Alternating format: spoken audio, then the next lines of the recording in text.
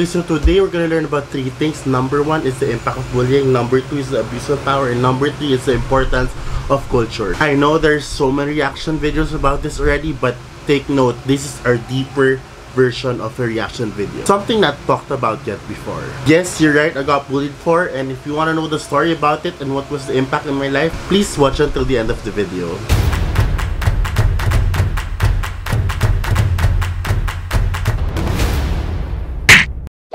So what's up mga ka-jammers, it's Jam and welcome back to my channel. If you're new here, welcome to my channel. I do foodie vlogs, mukbang, and whatever under the sun. And what you see here is a gift package from Mars, and I will be munching these in front of you. And I'm feeling generous right now. Maybe I'll be giving out some of these to you guys. So if you guys want to win some of these, please watch until the end. So where is this video coming from? It's coming from the viral video that just happened few days ago. It's the one from Ateneo, yung may bullying factor na nangyari, and grabe, na-shock talaga ako dito. So dito ako humugot ng content. So I'm not gonna tell you the background of the story because I know you guys are so one of the story because it's all over, nasa news, nasa TV, nasa social media, nasa YouTube. So I'm gonna do something else. But I just want to tell you that the content will be coming from this incident. So it's gonna be kinda long, so grab something to eat with me. Para chill lang tayo, marami tayong matutunan today. As I said, we're gonna talk about bullying, and the first thing I want to talk to you about is why is bullying happening still? Ano, saan ba nagagaling yung taong nambubully na to? Ito yung something na gusto ko talagang pag-usapan right now bago ang lahat. It's important to know where the person is coming from, probably so many things, before we actually judge the person. Madaming factors kung bakit yung taong ito ay nambully. Kung saan nanggagaling itong bullying na ugali niya. And I'm gonna talk about 3 sources. Number 1, it could be from the family. Baka yung bata ay seeking attention, 'di ba? Na simula nung bata siya, siguro hindi siya masyadong, alam mo yun, nakukulangan siya sa attention from his parents before. Or isa siya sa mga taong naiinggit sa mga kapatid niya o sa mga cousins niya kasi ito yung buhay ng cousins niya, ito yung love na nakuha ng cousins niya sa parents niya, ito yung nakuha love na nakuha ng kapatid niya sa mother and father niya.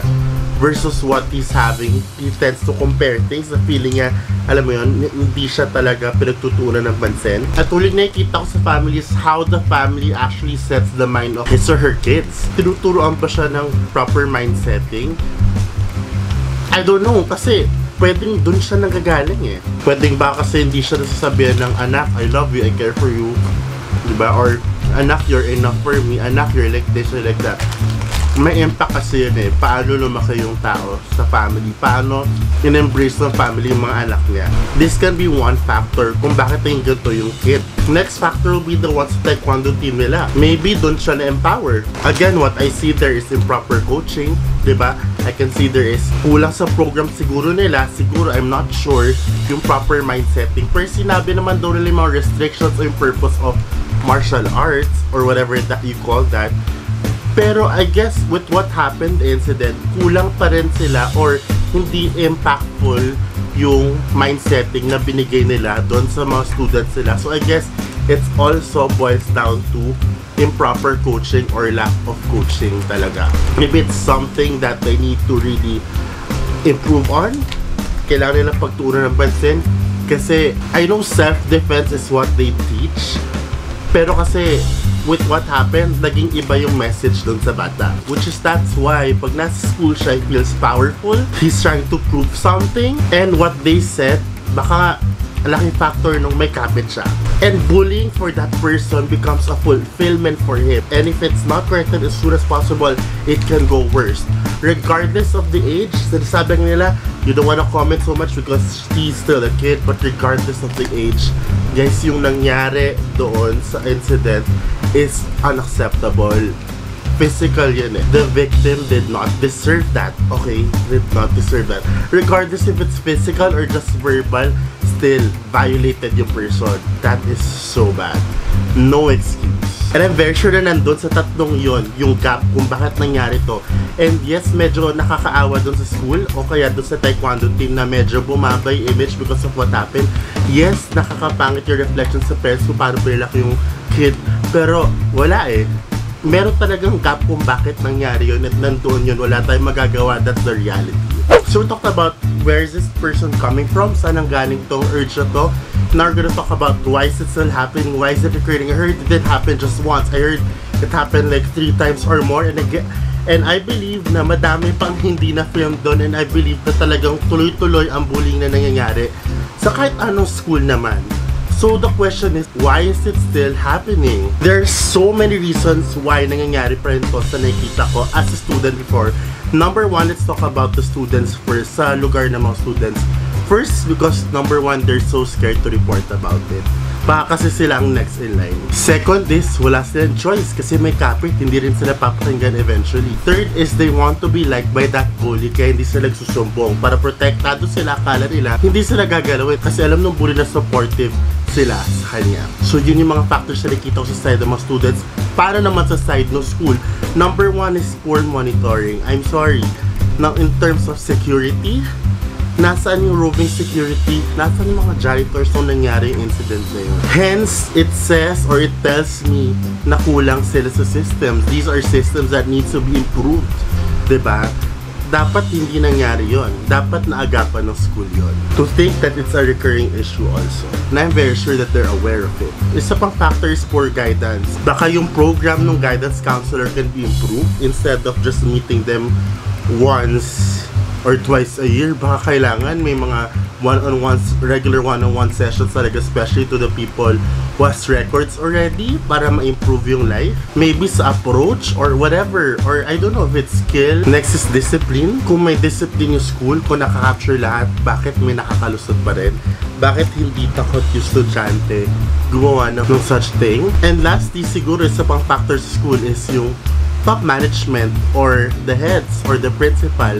Maybe they're blinded, hindi nare-report sa kanila. Baka they're not firm with sanctions, kaya kahit may black and white na rules and regulations and sanctions, hindi pa rin takot yung estudyante gumawa ng mga ganung bagay. Or talagang may kapit lang talaga siya, kaya hindi siya natatakot ulit-ulitin yung ginagawa niya.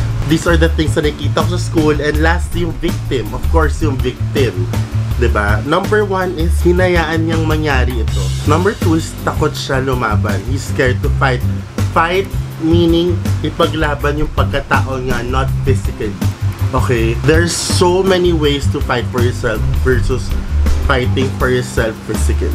Okay? Hindi kailangan mamsikan. And lastly, siguro sa factor dun sa victim is low self-confidence. Sumasang-ayon siya na wala siyang kwentang tao. Sumasang-ayon siya na bobo siya. Or sumasang-ayon siya na wala siyang value sa buhay. Kaya siguro nangyari yan. Kaya siguro inaayaan lang yung mangyari yun sa kanya. Kasi kung ako yon, grabe, pag bina-violate na ako, ay grabe talaga. Kung kaya mangyayari yun ulit. So these are the factors na kita ko kung bakit recurring pa rin. I don't know, maybe you guys can add something to that, pero I hope you agree. I believe ito talagang iba sa mga reasons kung bakit nangyayari pa rin itong issue na to. So we talked about the source, we talked about why is it still recurring. Let's talk about the power. Yung power na talagang katakam-takam na power na talagang pag meron yung tao minsan na abuso. And this goes to everyone. Ang ganito ay hindi lang nangyayari sa school or sa students, nangyayari to sa work, nangyayari to sa pamilya, nangyayari to kahit saan. The abuse of power. Or kilala natin yung power tripping. Nakakalit pa kayo sa power tripping. Sab na ito kaya pala pretzel kasi bongga. Anything that's more than what's required is bad. It's an abuse and it goes to all factors. Pwedeng alcohol, pwedeng siguro sa pagkain, pwedeng sa lahat ng factors. It's abuse. It's masama yun, guys. Nakasama sa atin yun. And in this case, yung pag-earn niya ng black belt, hindi niya to ginamit sa tamang paraan. He went beyond it. Ginamit niya to hindi sa self-defense, pero para ipakita sa tao na powerful siya, para mag-angas siya. And as a kid, I believe he knows na nagka-angas siya. I believe he knows that he feels powerful, that's why he's doing that. Kaya gano'n siya confident. So don't tell me he's a kid, huwag natin siyang sabihan na gano'n. Because he knows very well and he's conscious na yun yung purpose niya. Why did this happen to him? 3 things. Number 1 is ignorant. Hindi niya alam na masama yun. Hindi niya akala niya okay lang yun. Akala niya hindi siya susuwayin. He was not controlled. Number 2, walang nagdisiplina sa kanya. Diba? Walang nagsabing mali yan, stop that. Walang nag-sanction sa kanya. Okay? Walang nag-punish sa kanya until now. Diba? Until now na sobrang talk of the town siya. I mean, talk of the country, baka talk of the world pa, di ba? Number 3, he doesn't care at all. Yun lang. Yun lang talaga siguro. And I hope with what happened, with what's happening in his life ngayon, natuto siya ng todo-todo. And I hope natuto talaga siya, best. Kasi, hello, popular na siya ngayon kaya. Diba? Gusto mo yan? Popular. I mean, bad publicity yun. It's not good, diba? And I believe na dadalhin ngayon until he grows, which is so bad. I hope he recovers from this issue as well. And I hope more than that, he learns from his mistakes. He realizes na ay mali tong ginawa ko and I will never do this again. Diba? I heard malulose yung belt niya. Him losing that is a big lesson for his life. Is a lesson of how we should really take care of the power that was given or trusted to us. Diba? Kasi most of the time, in all factors, diba?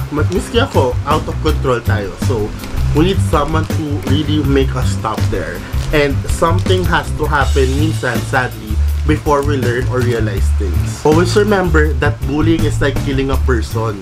Diba? Hindi man physically, pero sa life niya, emotionally. Pinapatay mo yung tao emotionally.